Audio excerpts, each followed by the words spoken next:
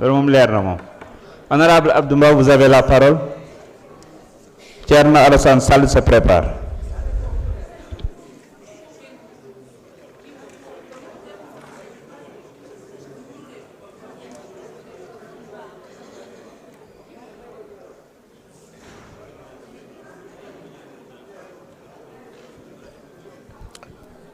Monsieur le Président,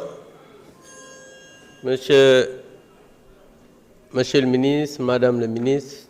mes chers collègues, Madame, Messieurs les collaborateurs du ministre. Monsieur le Président, je reviens sur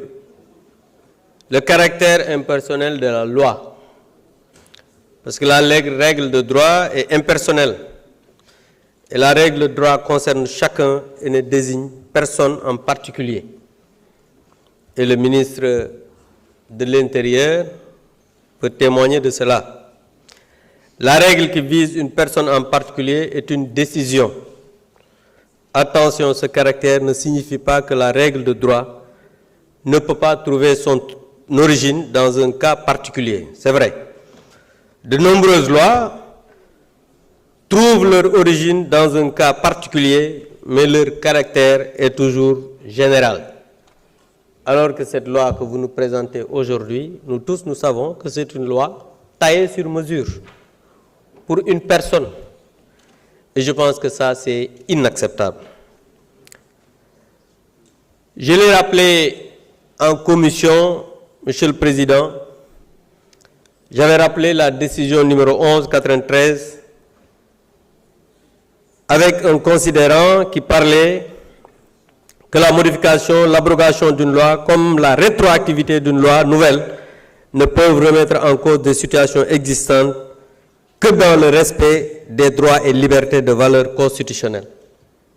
Ça, c'est un considérant 8 de la décision numéro 1193 en 1993, Monsieur le ministre. Donc aujourd'hui, ce qui se joue, ça il faut le dire, pour ñuy parax-paraxi ñëw indil ñu cette loi là moom mooy ci article 2 bi dañu wax affaire rétroactivité ci seen loi bi ñu indil alors que dans le projet bi nga xamante ne nii mooy pré-projet la parce que le président de la République n'a pas donné ñi ngi wax ay projet de loi pré-projet dans l'histoire kenn musul gis président de la République def communiqué génne ay pré-projet yoo xam ne ñi ngi ciy waxtaan kenn adopté gu ko conseil des ministres. Cela montre encore une fois de plus cette cacophonie au sein de ce régime.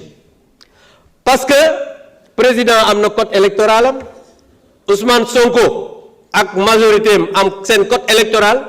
le président de l'Assemblée nationale, beaucoup de comité de lecture, nous avons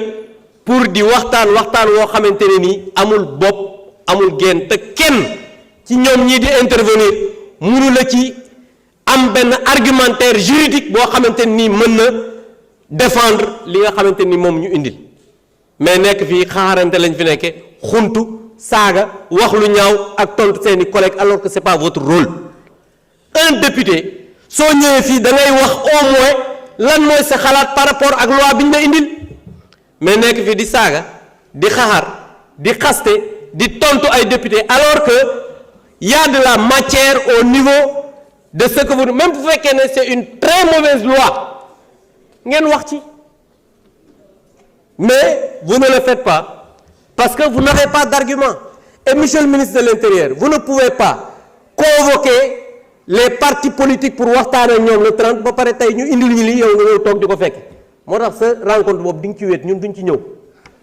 parce que jàpp naa ne c'est pas contre votre personne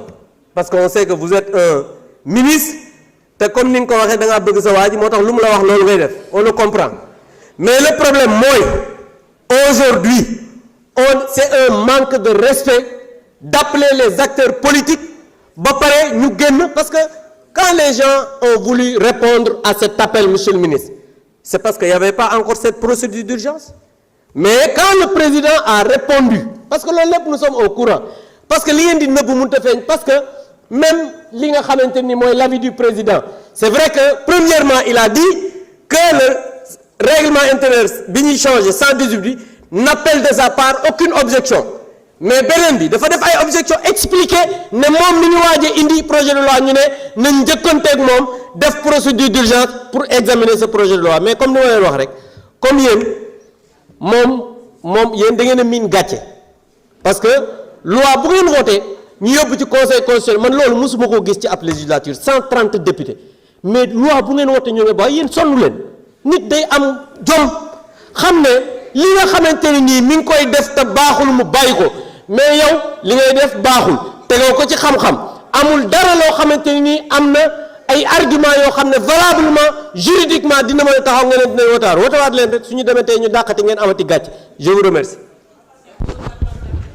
jërëjëf Thierno Alassane Sall vous avez la parole. Oumar Diop se prépare.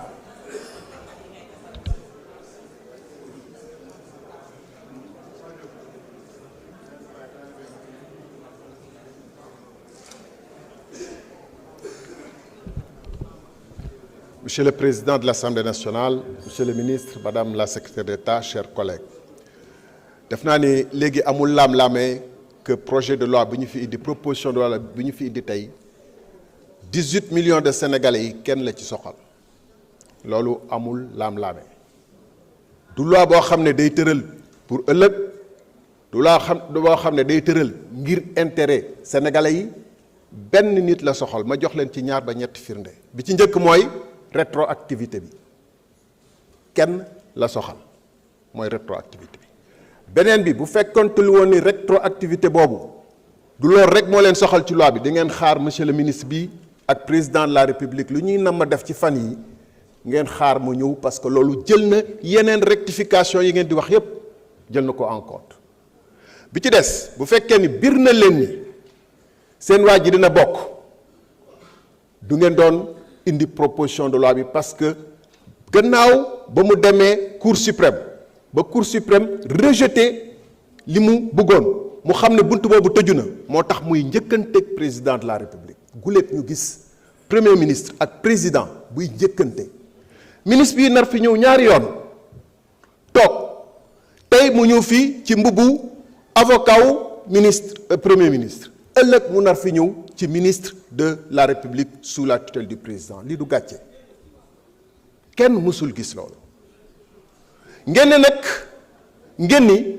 lu leen tax a jóg mooy da ngeen rectifier da ngeen di soppi ay matadi yi nga xam ne régime bu fi newoon moo ko def exprès mun naa leen ko nangul waaye lu tax kon rectifier wu leen aussi am loi d'amnistie bi lu tax parce que xam ngeen ni loi d'amnistie bi naam am ngeen droit yéen ni seen waay day bokk am ngeen droit mais sénégalais yi tamit am nañu droit xam kan mooy waa ji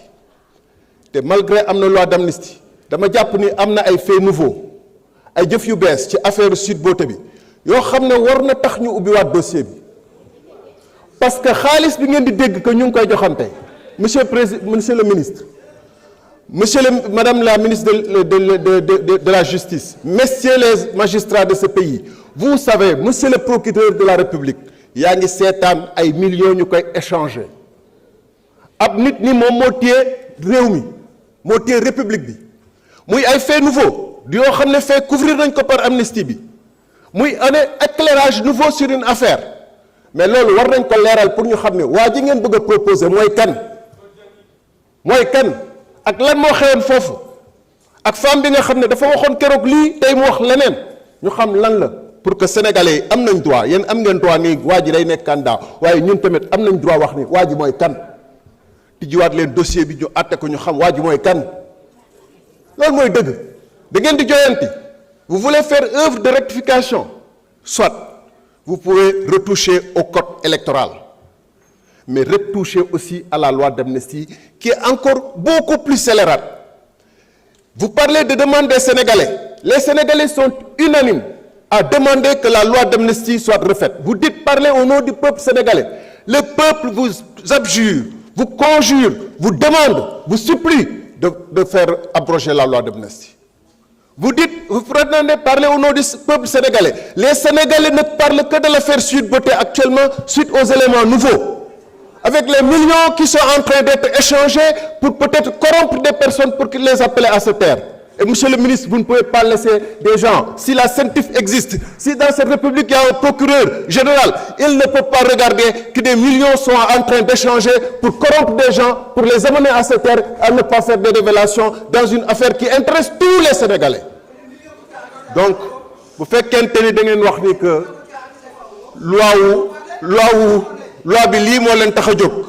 Sénégal moo leen tax a jóg majorité écrasante ngeen di wax souvent effectivement vous êtes une majorité qui écrase la logique et le droit vous êtes une majorité qui écrase le bon sens vous êtes une majorité on est les 0,00%, nous sommes les 0,000% qui troublons votre conscience parce que vous le savez pertinemment. Vous le savez pertinemment. Vous prétendez dire que, et j'insiste dessus, les Sénégalais ñoo leen fi yónni pour ngeen waxal leen Sénégalais bëgg nañ xam affaire Sweet Beauté bi naka la demee. Bu nañ xam ñu leeral ko fii. Teggi leen loi d'amnistie bi, le procureur arrêté ñi nga xam ne ñooy échanger des millions entre eux actuellement. Jërëjëf. Omar Bamba Diop, vous avez la parole. Cheikh Ahmed Tidiane Youm se prépare.